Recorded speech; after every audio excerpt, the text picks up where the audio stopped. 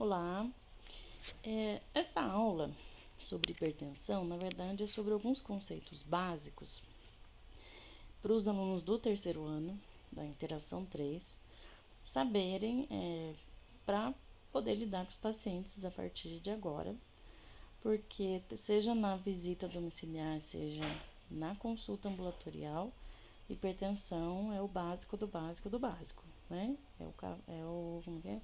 O arroz com feijão, né? Todo dia tem. Então tem que ter noção de algumas coisas, tá? Então eu vou falar bem rapidinho. Então assim, vou falar sobre diagnóstico, estratificação e tratamentos. Vê que é uma sequência.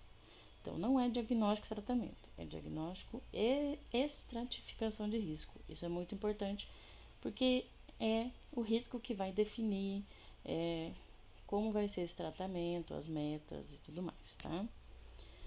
Então como que eu faço o diagnóstico? Pressão arterial acima de 140/90, né, sistólico e diastólico, maior ou igual, isso todo mundo sabe, e pode ser feito de basicamente duas formas, tá? Se for no consultório, então o paciente veio por qualquer motivo e você aferiu a pressão e está acima de 140/90. Você tem que fazer uma nova medida. Então, uma medida só não faz diagnóstico. Então, eu tenho que ter pelo menos 2 momentos diferentes com a aferição de pressão. Então, o paciente teria, no caso, que voltar em uma outra consulta. Ah, mas quando?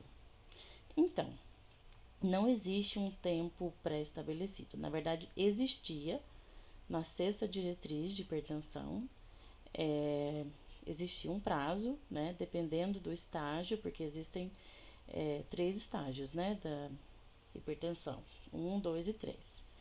Então, no estágio 1, o intervalo era 2 meses. Estágio 2, 1 mês. Estágio 3, ou fazia o diagnóstico imediato ou esperava intervalo de uma semana. Na sétima diretriz, que foi de 2017, a diretriz brasileira, não tem mais esse tempo. Ela não fala, ela fala só sobre dois momentos diferentes. Mas eu acho que é um bom, eu ainda gosto de usar esses 2 meses, 1 mês, uma semana, porque eu acho que é prático, é razoável, né? Interessante.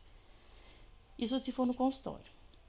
Se for fora do consultório, uma outra forma, na prática a gente tem a medida residencial da pressão arterial, que aí é uma média que dá acima, maior ou igual a 135/85, né? Lembra que é E ou, é uma ou outra.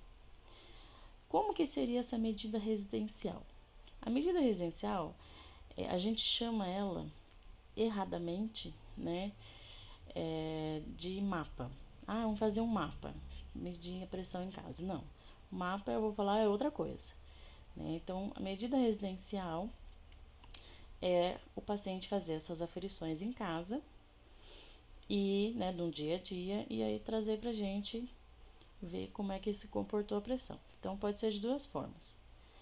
Ele pode aferir 3 vezes de manhã e 3 vezes à noite por 5 dias, ou 2 vezes de manhã, 2 vezes à noite por 7 dias, ok? Então aí você já pode pedir para ele voltar. Então, pelo menos de uma semana aí, né? Ele já dá para voltar no consultório, tá? Mas então, e o mapa, o tal do mapa, né? A gente fala mapa porque é mais fácil de falar do que MRPA, né? Mas o mapa, ele já é aquele específico que é um registro indireto intermitente. O que é isso? O paciente, ele fica com um esfigmo no braço e esse esfigmo automaticamente ele faz a aferição, insufla tal, faz a aferição da pressão e o aparelhinho registra. E aí, geralmente em 24 horas, né, dependendo um pouquinho mais ou menos, mas pelo menos 24 horas, ele fornece todas as aferições e o momento, a hora do dia que foi. E o paciente, ele faz tipo um diário. Então, ele vai dizer assim, tomando café, assistindo TV, fazendo atividade física, enfim. Ele vai anotando os principais momentos do dia e aí a gente faz uma consegue relacionar, olha, quando ele estava fazendo exercício foi tanto, né? E uma coisa boa, que não é só as atividades durante o dia, mas também no sono, né? Então a gente avalia como que a pressão se comporta durante o sono. Então assim, ele é muito bom, mas não é muito disponível na prática, né? É um exame que não é fácil da gente conseguir. Então, na prática mesmo, é aferição no consultório, pelo menos 2, ou falar para o paciente fazer uma medida residencial. Muito bem, então isso aqui é uma figurinha da 7ª diretriz. Não vou explicar toda ela, mas para mostrar qual que seria esse fluxo do diagnóstico. Então, existem as 3 formas de diagnóstico. As 2 básicas que eu falei, que é assim do consultório, né?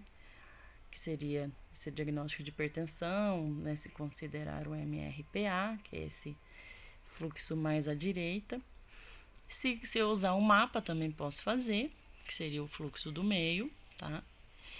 E um detalhe importante é que, se o paciente, no ato da consulta, uma medida só, tá? A pressão estiver 140/90 ou mais, e ele for de alto risco cardiovascular, por exemplo, um paciente que já infartou, né? Então a gente já faz o diagnóstico. Não precisa 2 medidas, não precisa esperar. E se o paciente estiver com uma pressão acima de 180/110, também é feito imediatamente o diagnóstico, tá? Não precisa de 2 medidas, porque isso já seria até um nível 3 de hipertensão. Então, esse negócio de, a pressão aumentou porque tô nervoso, tudo bem, mas não aumenta acima de 100, não vai do normal até 180, né? Por 110. Então, se chegou a esse valor, a pessoa tem hipertensão. E pronto, acabou. Beleza?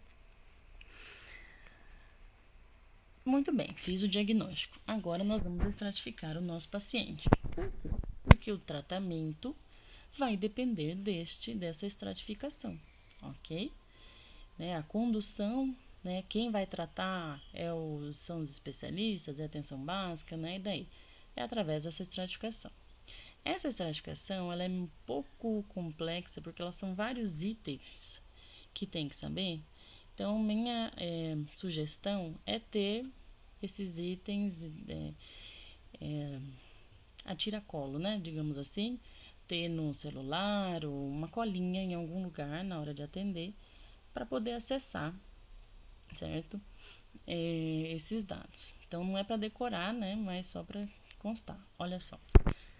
Para fazer estratificação de risco, eu vou precisar de exames. Então eu não consigo estratificar logo de cara, tá? Porque eu vou precisar desses exames de glicose, creatinina, ácido úrico, perfil lipídico, potássio, exame de urina, eletro. Por que esses exames, né? Para ver a função renal, para avaliar, por exemplo, a dosagem de potássio, se tem alguma alteração endócrina, enfim, né? Para tentar descartar alguma coisa secundária. A glicose para ver se não tem um diabetes junto e por aí vai. Beleza, fiz os exames. Tendo os exames em mãos, agora eu vou ver se o paciente tem ou não tem fatores de risco, e se tem 1, ou 2, ou 3, ou mais, certo? Quais são os fatores de risco? Esses aqui. De novo, não dá para decorar. Com o tempo acaba ficando meio óbvio, mas no início, colinha, né? Então, ó, sexo masculino já é um fator de risco. Então, só o fato de ser homem já é, né? Já é um fator de risco. A idade, então, se o paciente tem mais de 55 ou de 65 anos, dependendo do gênero. Se tem história cardiovascular na família prematura, parentes de primeiro grau, geralmente assim, pai e mãe. Então, por isso que a gente pergunta dos antecedentes familiares. Então, assim, se vamos supor pai e mãe, se eles tiveram algum infarto ou algum AVC, né, antes dos 55 ou 65 anos, tá? Isso é importante, porque não é simplesmente o fato de ter. Então, se minha mãe ela teve um infarto com 80 anos, não é fator de risco, tá? Então, tem essa questão, evento prematuro. É se os pais ou seus parentes de primeiro grau tiveram um evento prematuro, né? O tabagismo, a dislipidemia, por isso que a gente pede perfil lipídico, resistência à insulina, por isso que a gente pede glicemia, podemos pedir os outros, intolerância à glicose, à glicada, enfim, mas a glicemia já ajuda. E a obesidade, por isso que o exame físico temos que fazer, né? Peso, altura, cintura abdominal, beleza? Então, eu tenho que avaliar tudo isso no momento do diagnóstico, é bastante coisa, hein? Feito isso, eu vou pôr nessa tabelinha que também ninguém precisa decorar, tá? Mas é só para mostrar como que eu faço, eu defino o risco. Então, por exemplo, vamos pegar aqui o estágio 1, né, da hipertensão. Ó, RAS estágio 1, então, que é a pressão 140 até 159, por 90 ou até 99. Muito bem, então a pessoa tem esse estágio. Se ela não tiver nenhum fator de risco daqueles que eu falei, ela é de baixo risco. Muito bem. Se ela tiver um ou dois, por exemplo, for um homem e tiver uma história prematura, né? A mãe morreu com 50 anos de infarto, risco moderado. Se tiver mais que dois, então 3, 4, né? Fatores de risco, aí já é alto. Então, é só um exemplo. Então, vocês viram que a maioria é alto risco, né? Então, nossa grande maioria vai ser alto risco. Baixo risco é só estágio 1 sem nenhum fator e a pré-diabetes, digamos assim, com um ou dois fatores só, ok? O resto é tudo a maioria alto. Então também não precisa decorar, mas é bom ter pra gente fazer essa associação e avaliar, tá? Porque, ó, alto risco, geralmente no Paraná, que eu tô usando como base para essa aula a linha guia de hipertensão, então no Paraná os pacientes de alto risco, eles vão pro MAC, né? O que é esse MAC?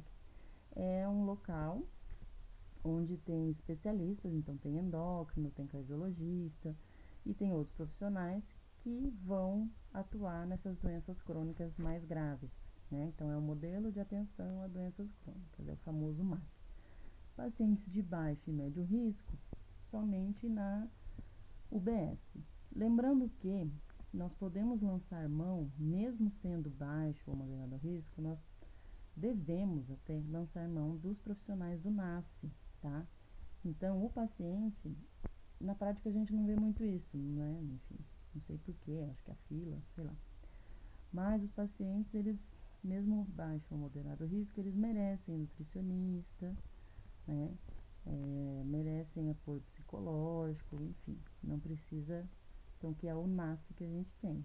Então, é algo a se pensar, tá? Mas e o tal da lesão em órgão-alvo, que todo mundo viu falar? Por que eu coloquei isso? Porque aqui, vocês vejam, nessa tabelinha tem lá a presença de LOA, né, que é lesão de órgão-alvo, doença cardiovascular, doença renal crônica ou diabetes mellitus. Mas o que é esse raio de lesão de órgão-alvo? São lesões que a gente avalia, então cardíaca, renal principalmente, né, arterial. Então, hipertrofia de ventrículo esquerdo, como que eu vejo isso? Vejo isso com eletro, pode ver, ou ecocárdio, pode ver, né? Paciente que tem doença renal crônica estágio 3, que é aquele de 30 a 60, 30 a 40, aliás, né? A taxa de filtração. Como que eu sei isso? Fazendo cálculo, né? Pegando a creatinina, fazendo o cálculo da taxa de filtração glomerular, ou pedindo o clérice de creatinina em urina de 24 horas. Então, tá aí a importância da gente pedir a creatinina. Né? Muito bem.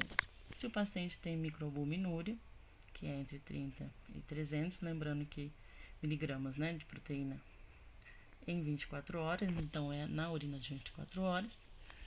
Lembrando que no exame de urina normal, parcial de urina, né, ou urina normal, se tiver proteína é porque está mais de 300. Então, não é micro, é proteinúria mesmo, né? Então, se o paciente tem isso, ele já tem uma lesão, se o índice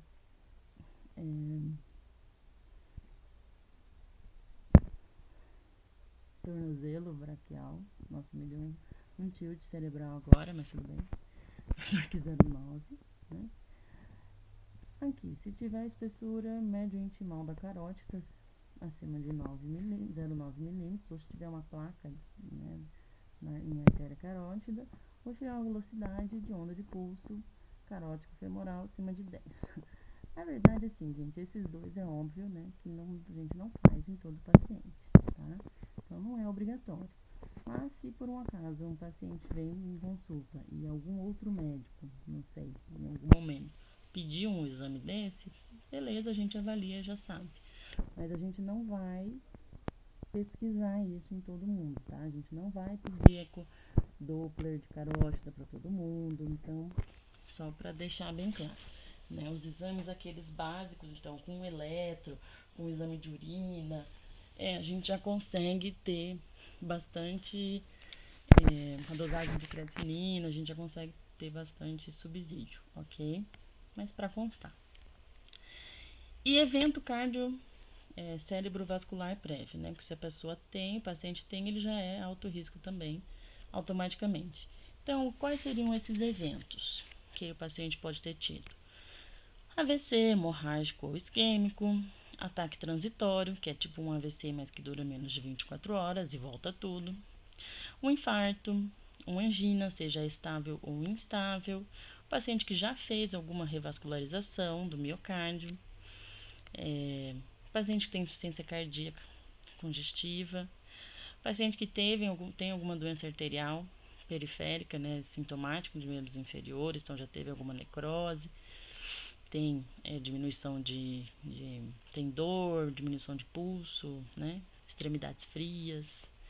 E paciente com doença crônica estágio 4, tá? Então, por isso que é importante a gente saber fazer o estágio da função renal. E paciente com uma retinopatia, né, mais grave, tá? Beleza. Tratamento. Qual é o tratamento de hipertensão? Assim como todas as doenças, diabetes, né, essas doenças cardiovasculares no geral, mudança de estilo de vida, né, são medidas não farmacológicas, então alimentação, atividade física, tal, que eu não vou ficar aqui muito me batendo nisso, mais o farmacológico, tá? Então todas a gente tem que dar essa orientação. As orientações nutricionais. No caso da hipertensão, orientar a ingerir menos sal, orientação quanto a etilismo, tabagismo, né? Mas falando do farmacológico, então tá, quando que eu começo a tratar com remédio o meu paciente hipertenso? Se ele tiver lá no primeiro estágio, né, que é entre 140 e 159, ou 90 e 99, e tiver um risco moderado ou baixo, que por isso que é importante aquela tabelinha, olha que beleza, eu não preciso entrar de imediato com remédio. Se ele for um paciente que adere bem às orientações, e tem paciente que faz isso, que começa a fazer atividade física, melhora a alimentação, né? E a gente pode aguardar até de 3 a 6 meses para ver. Às vezes, a mudança de estilo de vida, ela causa um impacto muito grande e pode até normalizar. Olha que beleza, né? Então, não preciso nesse paciente estágio 1 com risco moderado ou baixo, eu posso só aguardar, né, mudar estilo de vida nesse tempo. Se o paciente teve alguma doença cardiovascular, então já teve infarto, já teve derrame, né, já teve aquilo que eu falei, ou ele é de alto risco cardiovascular, independente do estágio da hipertensão, aí a gente tem que começar com um remédio logo no diagnóstico, não dá para esperar. E pacientes no estágio 2 e 3 também a gente começa, tá? Já direto no diagnóstico. Ou seja, a única situação em que a gente pode fazer mudanças de estilo de vida primeiro, sem remédio, é o hipertenso inicial, ali estágio 1, com risco baixo ou moderado.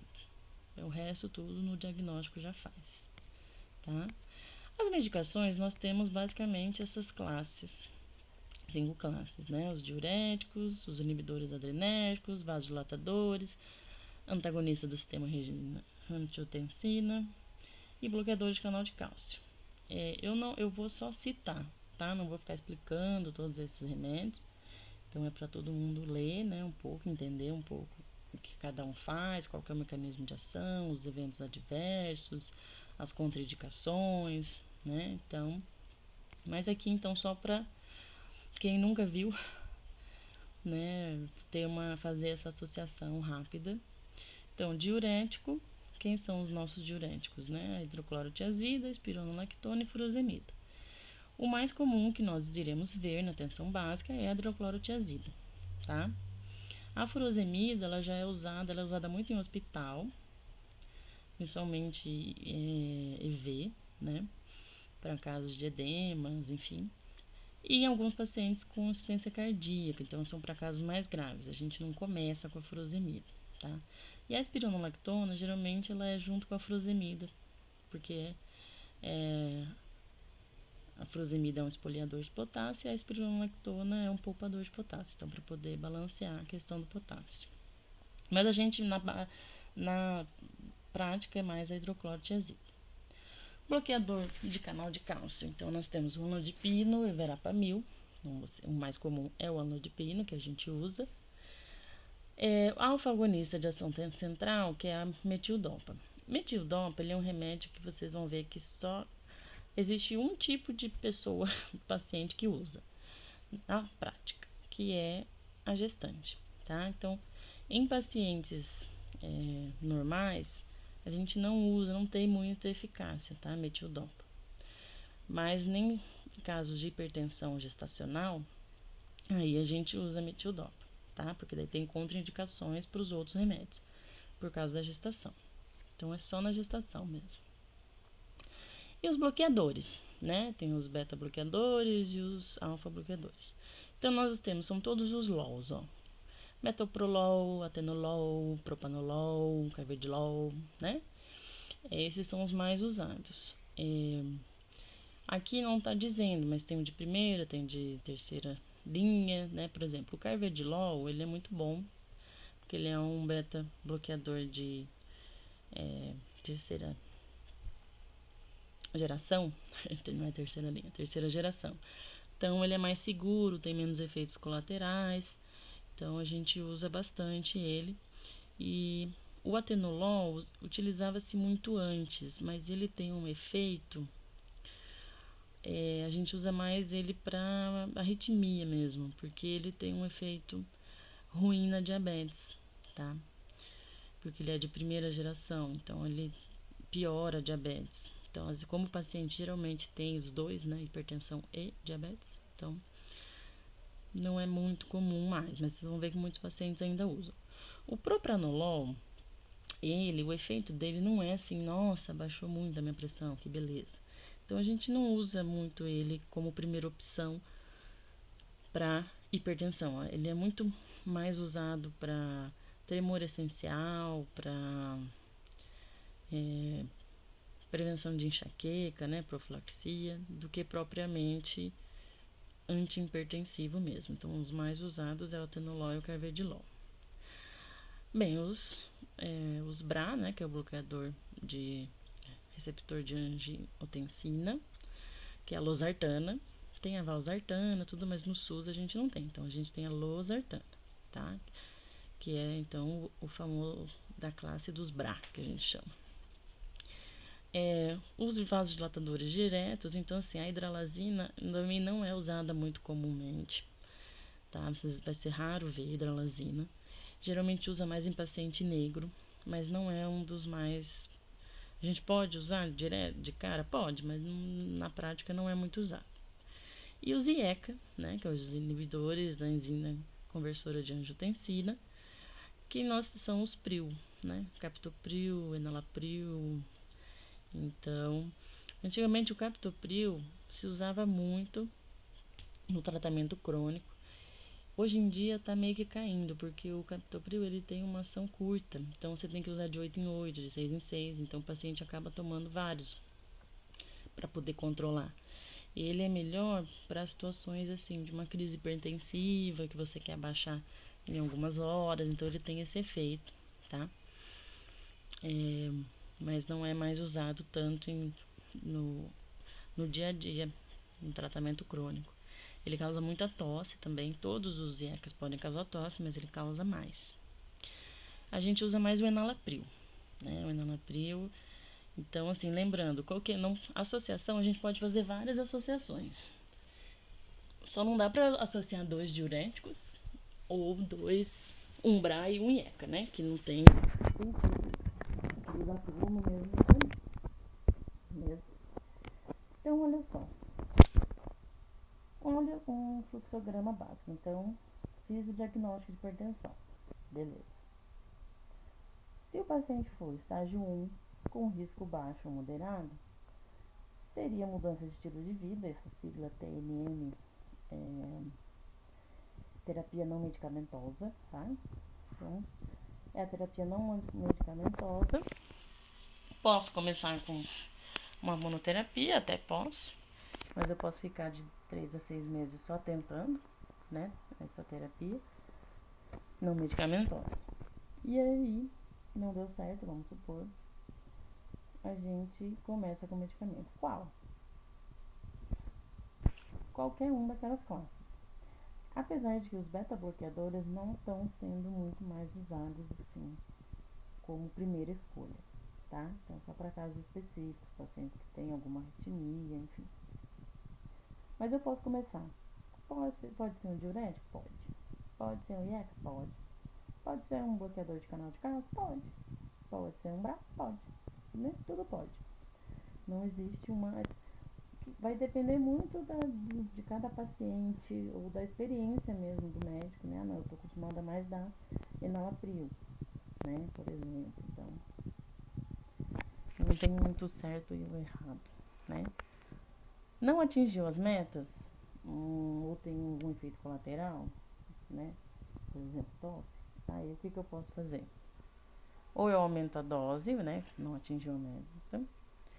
Ou eu associo o segundo. Na verdade, sempre o ideal é primeiro aumentar a dose do que inserir um outro, né? Porque quanto mais remédio o paciente toma, maior a confusão e maior a chance dele não aderir ao tratamento. Então, é melhor eu aumentar a dose do que ele já está usando. E aí sim, se não atingir a meta, acrescentar. Ok? Ou trocar a medicação. Aí vai indo, não atingiu, a gente vai tentando trocar, vai fazendo associações até chegar num nível que consiga controlar, tá? Agora, se eu fiz lá, voltando, fiz o diagnóstico, o meu paciente ele tem um risco cardiovascular alto, mesmo no estágio 1, ou ele já está no estágio 2 e 3, né? O estágio 2 e 3 eu não coloquei, mas é o valor da pressão, tá? Então, pressão até 159, que é quase 160, é estágio 1, né? Por 99, estágio 1.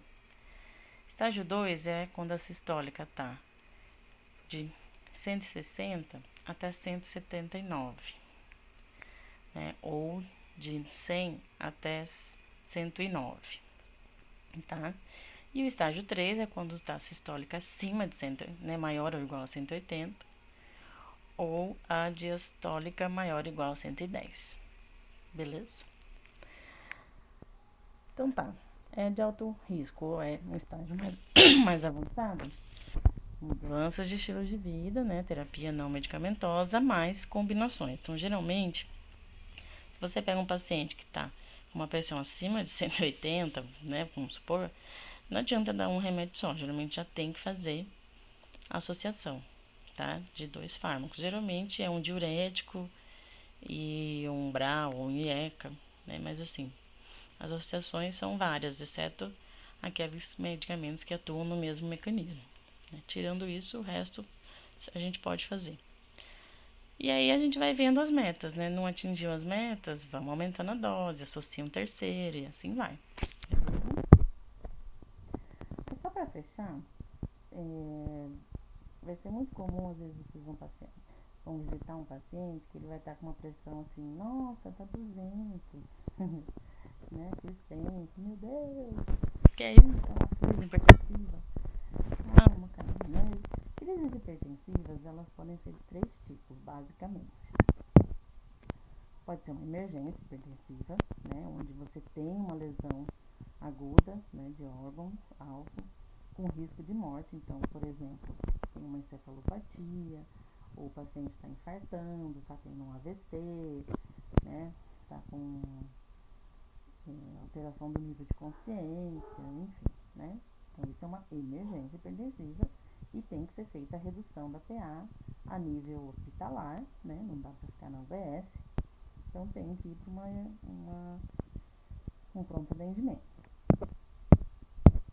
Existe a urgência hipertensiva, e quando o paciente ele não teve essas lesões ainda, mas tem o risco de ter. Por exemplo, um paciente que não está tendo muitos sintomas, mas ele já teve um infarto prévio, já teve um AVC prévio, ou tem uma doença renal crônica, né? Então são pacientes mais suscetíveis a ter piores lesões. E tem o que a gente chama de pseudocrises hipertensivas, que na verdade é a maioria das situações, graças a Deus, né? Que são situações onde a pressão aumenta por outros motivos. Então, dor, principalmente, por exemplo, uma litíase renal, né? Uma cólica nefrética, uma dor lombar, enfim. Qualquer tipo de dor, desconforto, então, náusea, vômito, né? Um paciente que está vertigem, ansiedade, ou o paciente que não trata mais, não está tratando direito, né? Ou associação de tudo isso. Nessas situações, a pressão está alta, porém, ela é uma pseudocrise, porque na verdade a hipertensão é secundária. Então, aquela história de que pressão alta dá dor de cabeça, na verdade é o contrário. A dor de cabeça faz aumentar a pressão em algumas pessoas, né? Então dor aumenta a pressão. Desconforto, ansiedade aumenta. E abandono do tratamento ou má adesão ao tratamento. Esse também é muito comum. Então vocês vão fazer, por exemplo, uma visita na casinha de um senhorzinho que vai ver a pressão dele tá 200 por 100. E ele tá ótimo, maravilhoso, enfim. E aí quando você vê, ele não tá mais tratando, entende? Então eu não tenho, esse paciente eu não tenho que levar imediatamente para o hospital, né? Porque provavelmente deve ser o basal dele, já deve estar assim, né, há algum tempo, tá? Então, isso que a gente tem que avaliar. Mas não sei se vocês perceberam, por enquanto eu ainda não coloquei valores. Por quê? Porque não tem valores muito específicos, tá? Tanto a emergência quanto a urgência, ela pode ser, não existe um número exato. Na verdade, assim, o que existe é assim, a diastólica. A sistólica, ela não tem tanto valor de diagnóstico de crise ou emergência, né? Ou urgência hipertensiva. Então, é mais a diastólica. Então, quando você tem uma diastólica acima de 120, opa, aí realmente é uma emergência ou uma urgência, tá?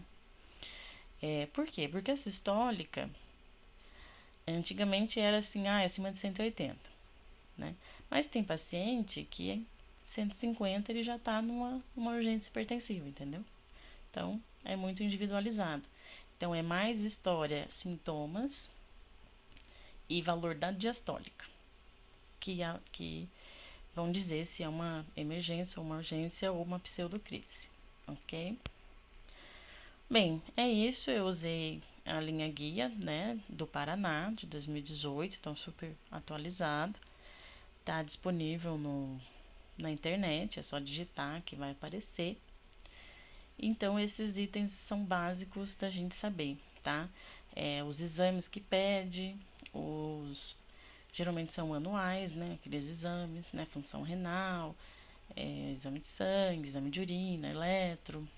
Aqui eu não coloquei, mas também a gente pede raio-x de tórax para tentar ver uma cardiomegalia, por exemplo, né? Tá? Ok? É isso aí.